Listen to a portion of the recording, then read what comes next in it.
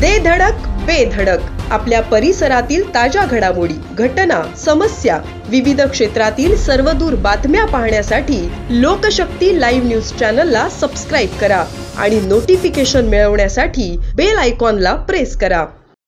Police असल्याची बतावणी करून फसवणूक करणाऱ्या तोतया पोलिसात पनवेल शहर पोलिसांनी गजाआड केली असून धक्कादायक बाब म्हणजे आरोपी रायगड येथे होमगार्ड असल्याचे निष्पन्न झाले आहे।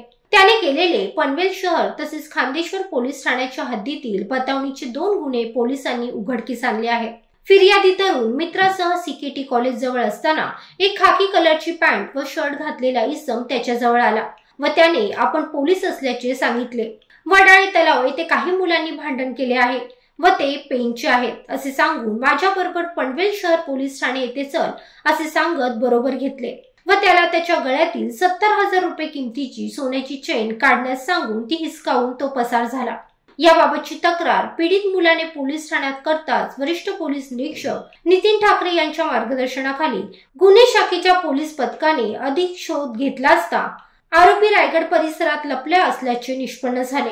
विशेष पथकाने लागलीच त्या ठिकाणी जाऊन आरोपी रोहित अनिल भोसले वय वर्ष 24 याला ताब्यात घेऊन अधिक चौकशी केली असता त्याने अशा प्रकारचा गुन्हा खान्देश्वर पोलीस ठाण्याच्या हद्दीत सुद्धा केल्याचे निष्पन्न झाले।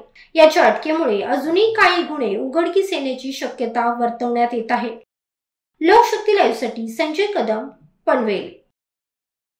अशाच सच्चाई दर्शवणाऱ्या बातम्या पाहण्यासाठी लोकशक्ती लाईव्ह न्यूज चॅनलला लाईक करा, शेअर करा आणि सबस्क्राईब करा।